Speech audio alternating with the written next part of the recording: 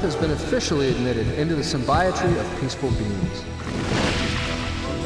Gratitude that I honor you, Gage Blackwood, with the Paragon Medal for valorous service. Conference this morning, the government admitted the existence of the Temporal Security Agency, an organization.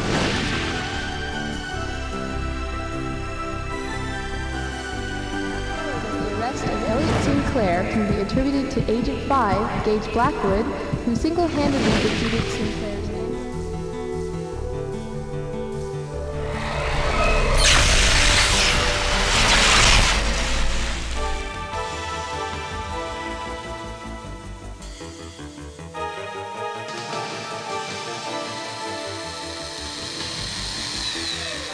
Quick, there's not much time to explain. They'll be here any second.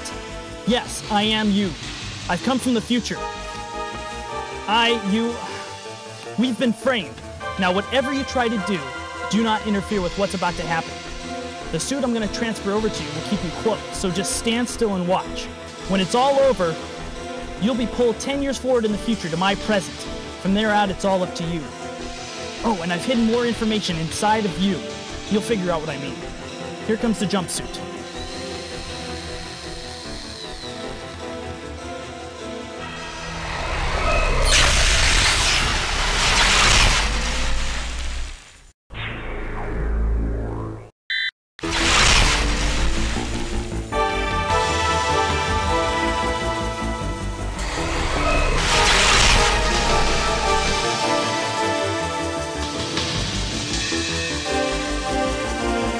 Come on, Gage. Let's go.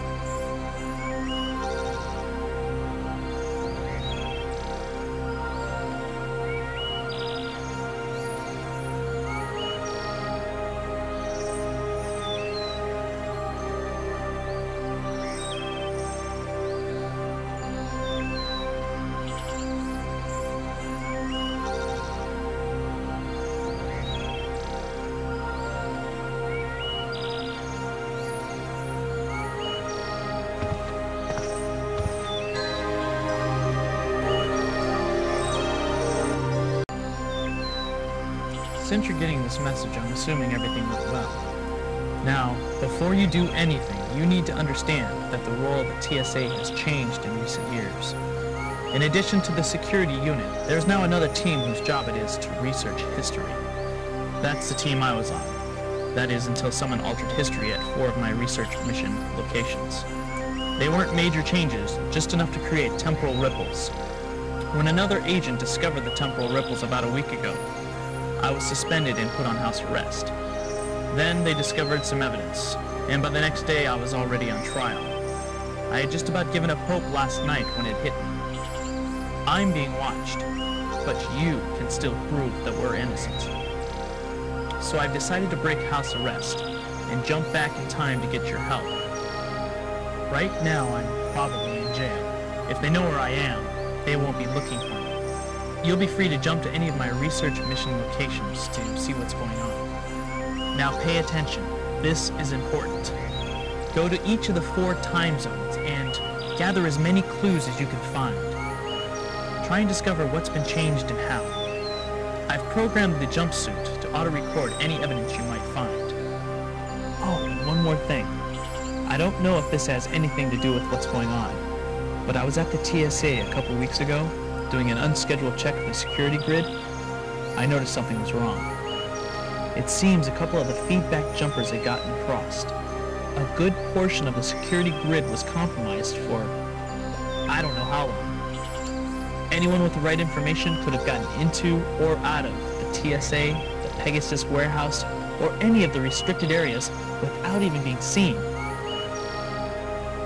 I'm still not sure why I'm being set up, but I think this might have something to do with it. Be careful. Our life is on the line.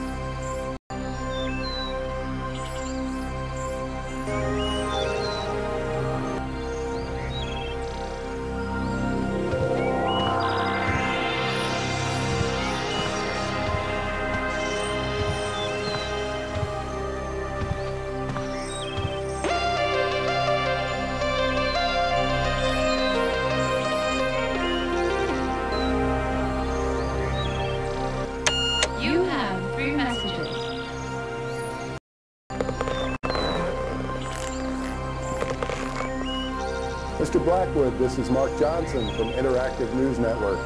I'm just calling to see if you'd like a chance to tell your side of the story. Give me a call at Sector 10, 569-82227, and we'll talk about setting up an exclusive interview. I hope to hear from you soon.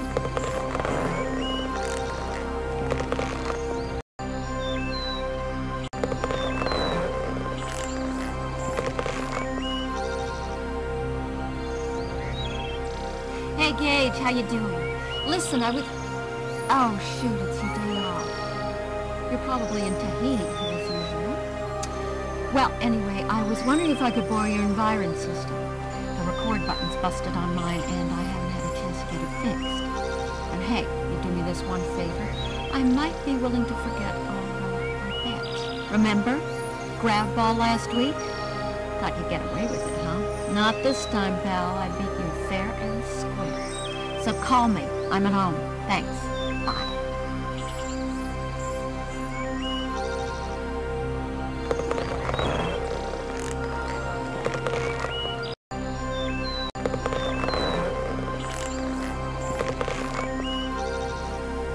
Gage, it's me. Wake up and answer the phone. Hello. I know you're there. Where else could you be? Well, anyway, you owe me, pal. I got your jumpsuit. I just pray they don't realize their key evidence is missing before you figured out what's going on, or we'll both be in neck deep. I mean, it wouldn't take a genius to figure out that I was the only one who could have taken it. But hey, they wouldn't fire me, would they? I'm their chief technician. Who else do they have to get their net games running? I'll send you the suit as soon as I put in an Opmin biochip. If you get a chance, you'll want to modify it to automatically record evidence. And if you need anything else, please hesitate to call me. Oh, and Gage, do me a favor. Erase your messages for a change. Thanks. Good luck, buddy.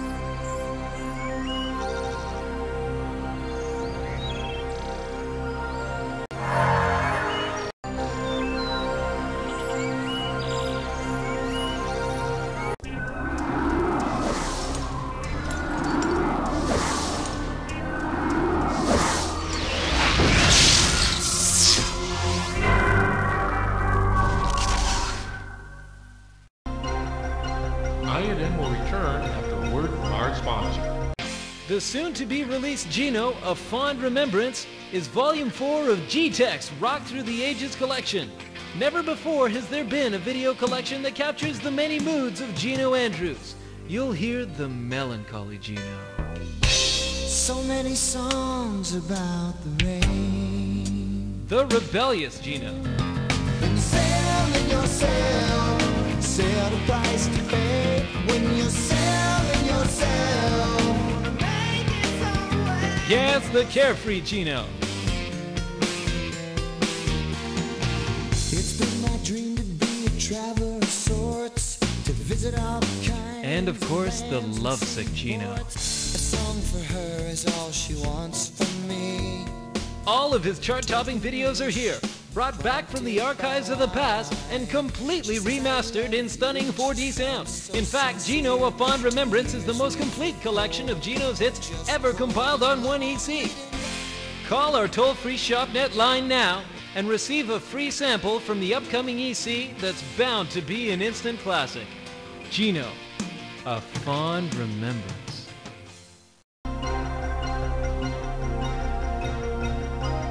The ongoing saga of Gage Blackwood took a frightening twist this morning when the agent of the Deep Time Unit broke house arrest to jump 9 years back in time.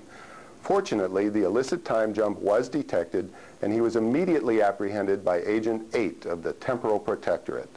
Although it's still not clear how and why Blackwood obtained the TSA jumpsuit, Temporal Security Agency officials did say that no distortion ripples have yet been detected, and that there is no reason whatsoever to believe that Blackwood has altered history in any way.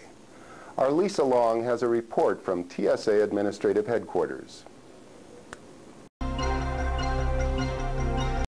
In a strange turn of events that can only be described as unimaginable, the highly decorated Gage Blackwood, better known as Agent 5 of the Deep Time Unit, has been arrested and put on trial for the crime of historical sabotage.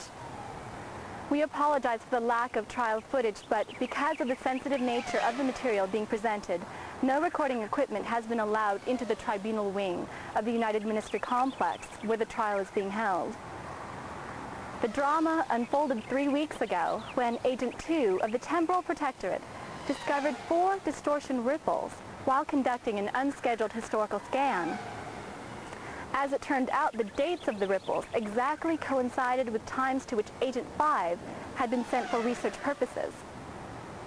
The agent immediately contacted his supervisors, and on their orders, 3 agents were sent to apprehend Agent 5, who offered no resistance. Later that day, more evidence was found in Blackwood's locker, suggesting that he had disobeyed Temporal Security Agency directives for personal gain. Unless deemed absolutely necessary, the TSA will not send agents to investigate or restore the distortions, as any further tampering with history may cause adverse effects, possibly even turning the ripples into full reality distortion waves.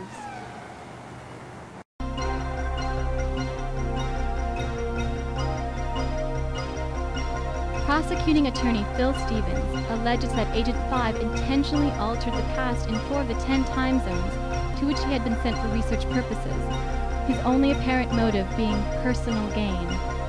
In so doing, Agent 5 would have knowingly violated Temporal Security Agency ethics, as well as the law. As temporal sabotage in any form is considered the worst possible crime against humanity, Stevens is aiming for the maximum allowable sentence. The burden of proof lies on the prosecution. They have to prove beyond a reasonable doubt that Gage Blackwood was responsible for the distortion ripples. There is strong evidence working against Blackwood, including both computer records that place him at the altered historical locations and contraband that was discovered in his locker. But the evidence alone is not enough to ensure a conviction. With this in mind, prosecuting attorney Stevens has directed his questioning toward eliminating other possible explanations for the ripples. Witnesses for the prosecution have included Agent 2 of the Temporal Protectorate, the TSA's chief technician, and the designer of the circuitry for the jumpsuit.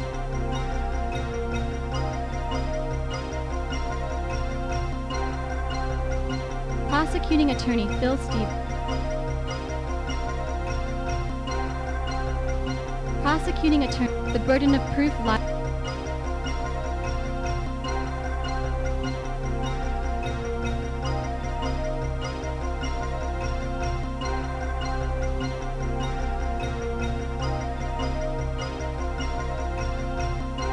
The burden of proof.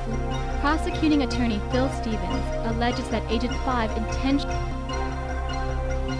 Prosecuting attorney. The burden of proof. Witnesses for the prosecution have included.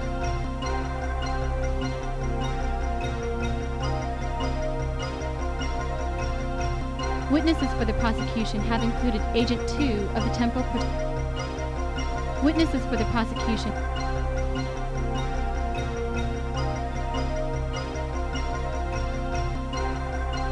Witnesses for.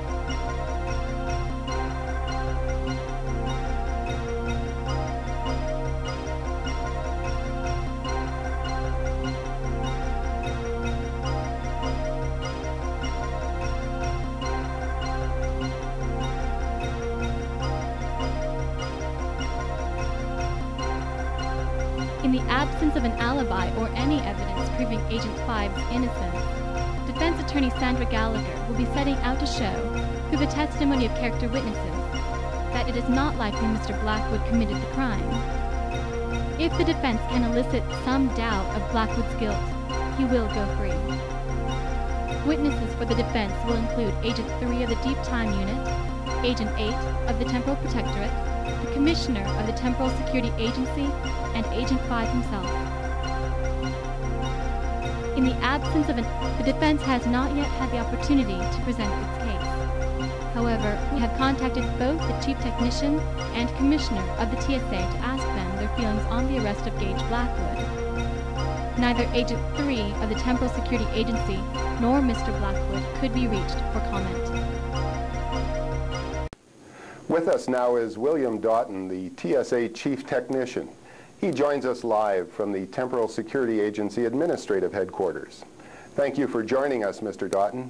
Thank you, Mark. You've known Gage Blackwood for many years, and I understand that the two of you are good friends.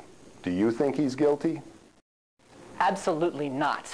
The thought that he could be guilty never even crossed my mind. I mean, friend or no, here you've got someone who's dedicated his whole life to protecting history and now stands accused of violating it. That's ridiculous. And if you don't believe me, look at his record. The man's a decorated hero. You can't overlook that fact just because it doesn't fit neatly into the story the prosecution's trying to sell. Isn't it true you testified that no one else made a time jump to any of the altered historical locations? No, actually I testified the scanners didn't register anyone making a time jump to those locations. But computers are only as intelligent as their human programmers. Now, I believe it's possible that someone could have shadowed Agent 5's jumps. If a second time traveler were to make a jump within a few seconds of the first and to the same location, the chronolog scanners probably wouldn't recognize it as a second jump. Have you been able to test this theory? No, not yet. It's too dangerous. If two people were to travel through the same null time tunnel and land in the exact same place, well, their matter would mix and that would kill them. And you believe that someone found a way around this? It's possible, yes. Okay, well, thank you for your insights, Mr. Doughton.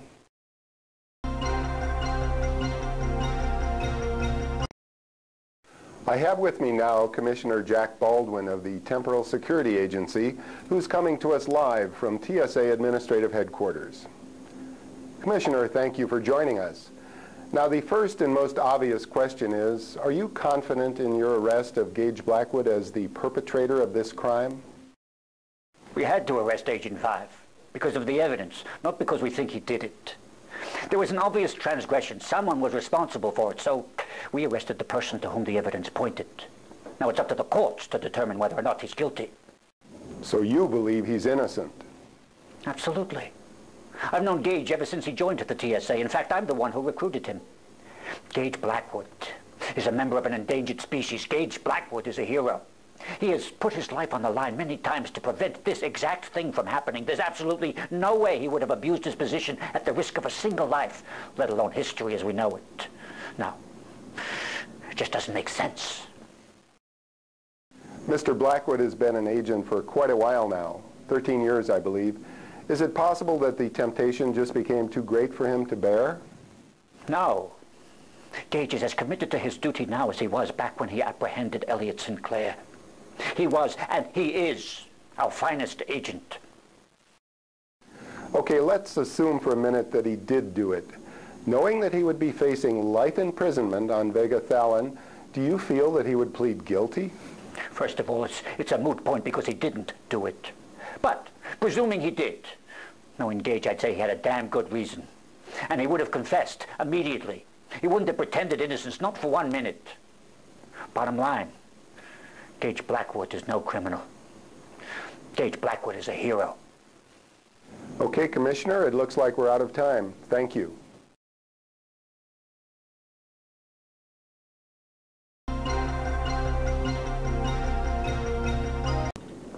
If Blackwood is indeed guilty, he has altered more than just the past.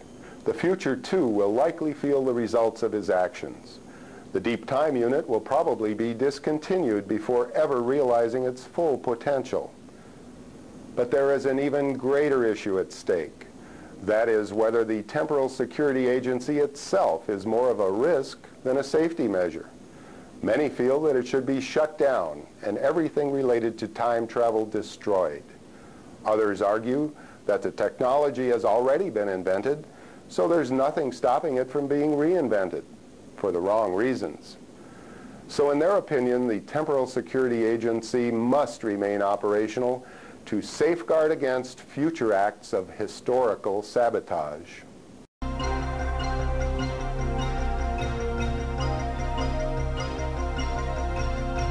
INN will return after a word from our sponsor.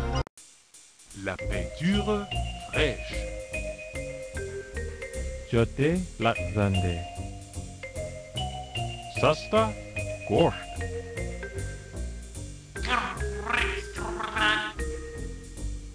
If you hadn't understood those important messages, you would have just wet paint. Screwed up your best suit. The Flippity Van Van. Driven off of a cliff. Cheap meat. Been poisoned. Restaurant smoking in the lobby. And peed your pants on a foreign planet. Yes, for all those reasons and more, there's the Omniglot DM dual-mode translator biochip from Samco. Just pop the Omniglot DM into any standard biotech interface and voila! No more frustration, no more confusion. The Omniglot DM instantly translates the written and spoken forms of any known language. It does it all! The Omniglot DM translator biochip from Samco. Get it today! Samco Translator Biochip available at Frugal's and other fine stores for a low price of $199.90 or order over ShopNet. Product order code 689-22378. 689-22378. Order now. The heads of ministry will continue to meet with Symbiotry representatives today in the Assembly Hall of the United Ministry Complex. These talks were requested by several member races as a forum in which to discuss the place of time travel technology in the symbiotry of peaceful beings. Today marks the beginning of the third week of negotiations, yet there is still no end in sight. Sarah Michaels is standing by at the United Ministry Complex with a report. Thank you, Mark. The main factor protracting the discussions is the inability of the symbiotry to decide what should be done with the technology. The representatives have formed three distinct factions whose strongly opposing views have caused them to remain tenaciously entrenched in a deadlock. While one group believes we are committing the unforgivable act of hoarding a vital technology, a second supports the symbiotry tenet that each race has sovereignty over its own technologies. The third contingent, which has grown in strength since the arrest of Agent 5, contends that time travel represents a threat to every race of the symbiotry and should be destroyed altogether. Even though most attending races strongly disagree with humanity's sole ownership of the technology, our heads of ministry refuse to acknowledge their arguments, citing its inevitable misuse as their foremost concern. Therefore, barring symbiotry action, it is unlikely that the status of time travel as a proprietary technology of Earth will change.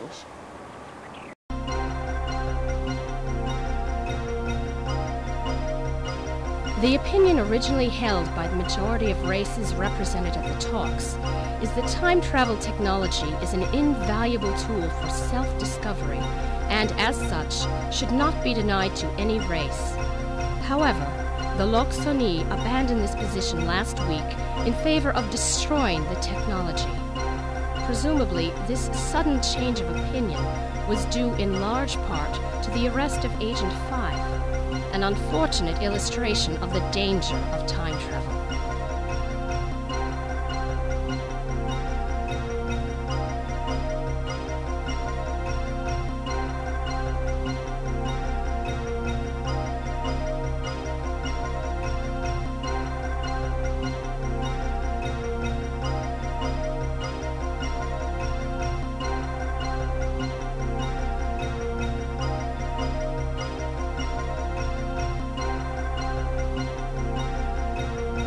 The opinion originally...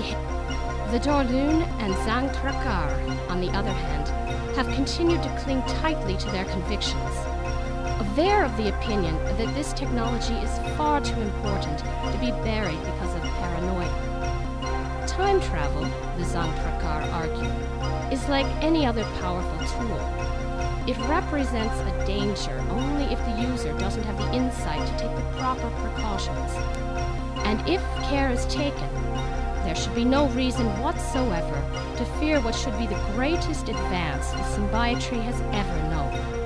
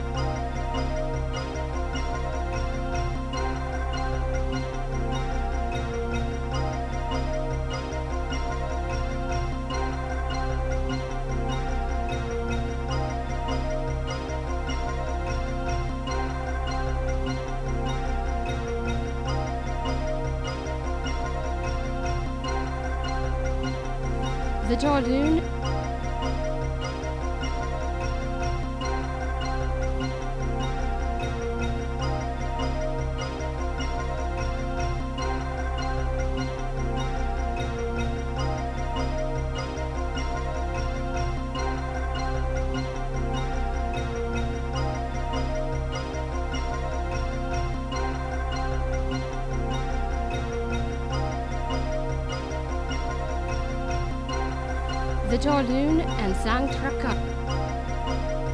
The Dorlun, perhaps Brandon Farlink, the Dorlun emissary, stated the feelings of these two races most eloquently. At long last, he said, we can all be in touch with our pasts. Each race can now know the truths of its history. No longer must time be wasted with painstaking research and endless conjecture, only to arrive at an uncertain understanding of the events that shaped history.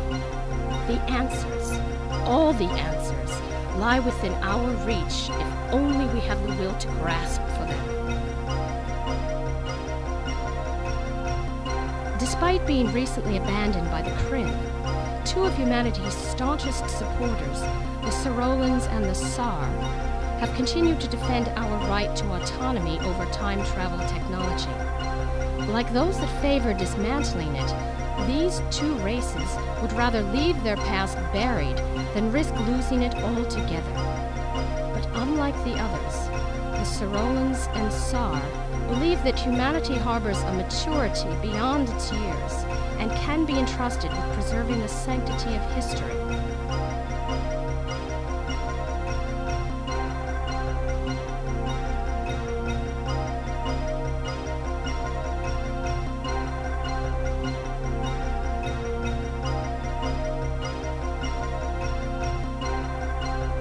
Despite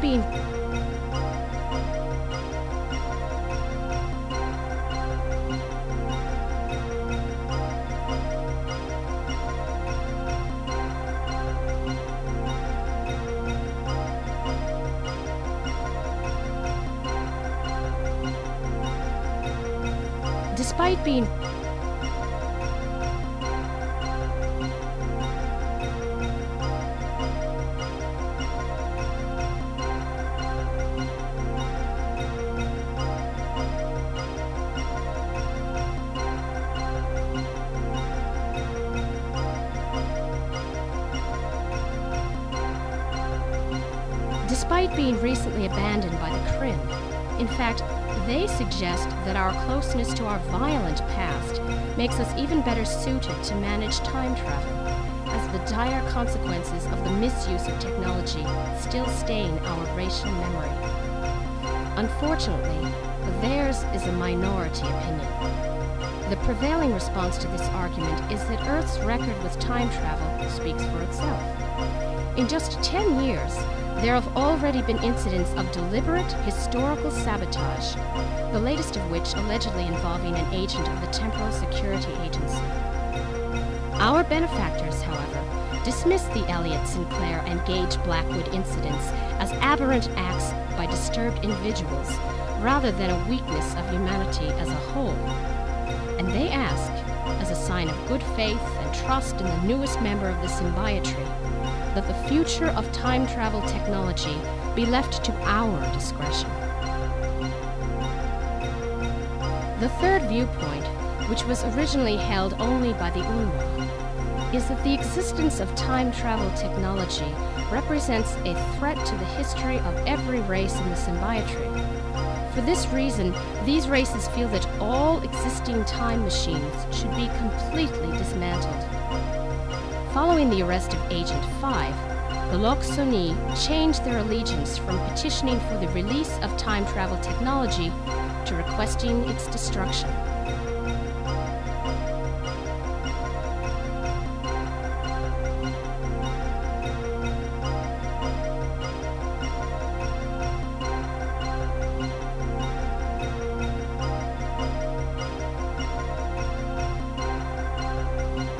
The third viewpoint, they were joined by the Kryn, for whom this represents a break in their long-standing tradition of fervently supporting every race's right to sovereignty over its own technologies.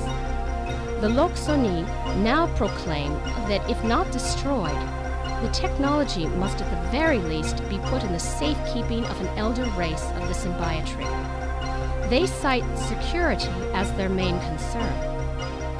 Like the others that share their goal, they feel that humanity lacks the necessary discretion to control such a powerful tool.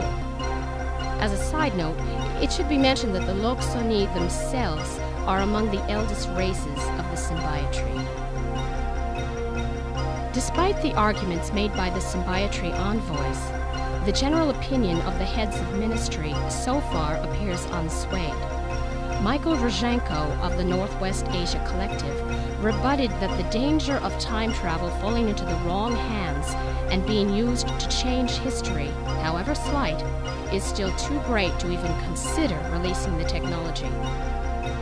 It must be realized that time travel has not only the power to unlock the secrets of history, but also unparalleled potential for destruction. Few could argue that it would be foolish to give such a tool to anyone, regardless of its intended use. On the other hand, it's also too late for it to be destroyed, as was pointed out by Chancellor of Law Rick Allen, when he stated that the technology has already been created and can therefore be recreated.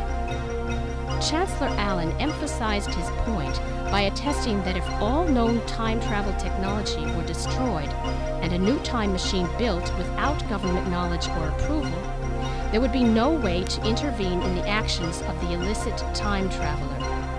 He would have free rein to rewrite history to his liking. Unfortunately, such scenarios are all too likely, as was proven by the Elliott Sinclair incident and the current trial of Gage Blackwood.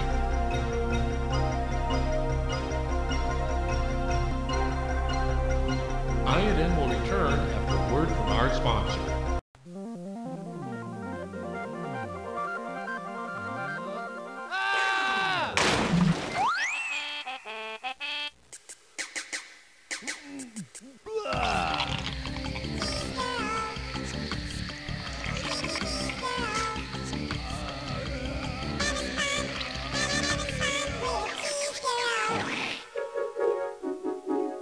Cheese girl!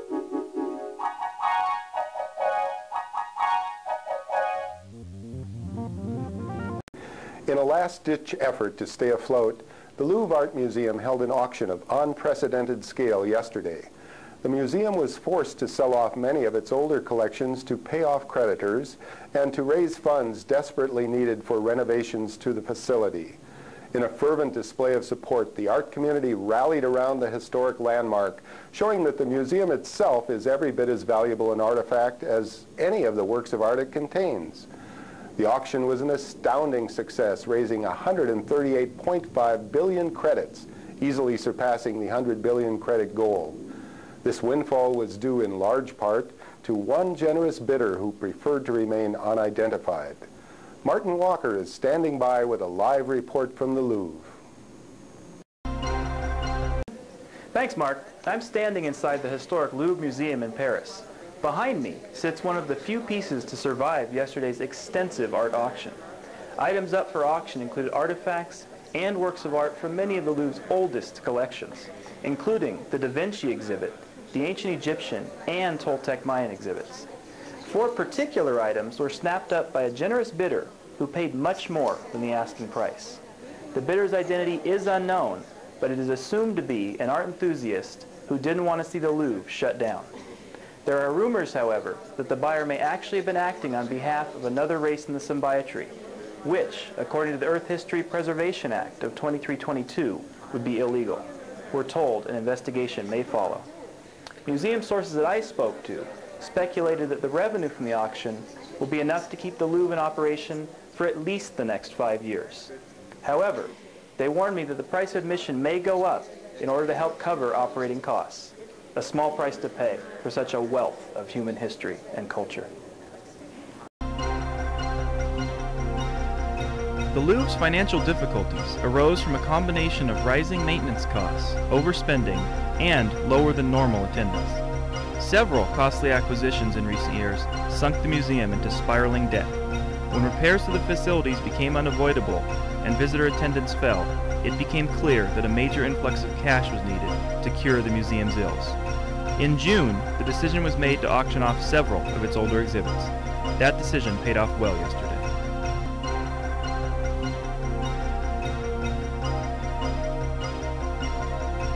The Louvre's The 4 items that the unidentified bidder purchased included the Toltec Mayan ceremonial coffer, King Richard the Lionheart's sword from the Crusades, Leonardo da Vinci's Codex Atlanticus, and an interactive sculpture entitled Self-Awareness, credited to Kenneth Farnstein. Attendees of the auction said the buyer did not try to purchase any other items, but immediately made an excessive bid on these 4 artifacts as soon as the bidding opened. Experts estimated that the unidentified man paid at least 7 billion credits more than the true value of the pieces, but none could say why he was so interested in 4 such disparate artifacts. They eventually conceded that it may have simply been their rich histories that intrigued him.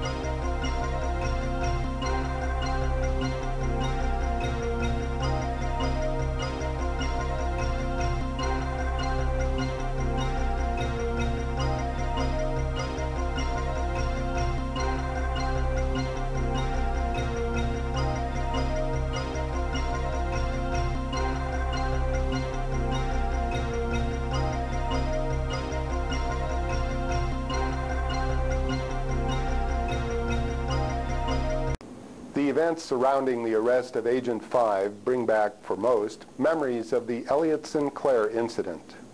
That historic day 10 years ago could have turned out much differently if it weren't for Agent 5 of the Temporal Protectorate. After building the first ever functional time machine, only to have the government shelve the project because it was considered too dangerous, Sinclair decided to sidestep the politicians and build his own temporal transporter. Years later, when the Sorolans made contact with Earth to offer us a place in the symbiotry of peaceful beings, the xenophobic scientist suddenly found himself with a new purpose. Fearing an alien invasion, he tried to convince the public that the Sorolans were not what they appeared to be. But this endeavor met with little success. Frustrated, exasperated, and on the verge of insanity, Sinclair formulated a plan to make Earth a more difficult target for the Sorolans. On the day of the Sorolan ambassador's arrival, he sent each of his 3 robot minions back in time to change the course of history.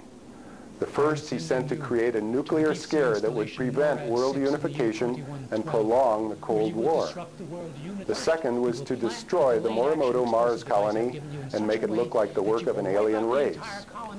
And the third Sinclair sent to kill Dr. Enrique Castillo, the individual who was most influential in convincing humanity of the benefits of joining the symbiotree. His backup plan, should his robots have failed, was to assassinate the Sorolan delegate. It was our good fortune that Agent 5 was on duty at the Temporal Security Annex that day. He detected the temporal distortions, stopped each of the androids, and then apprehended Sinclair himself. That fateful morning made a hero of Agent 5 and spawned the blockbuster holoflick, The Journeyman Project. Elliot Sinclair was put on trial and found guilty of all charges. He was sentenced to life imprisonment on Vega Thalon and hasn't been heard from since.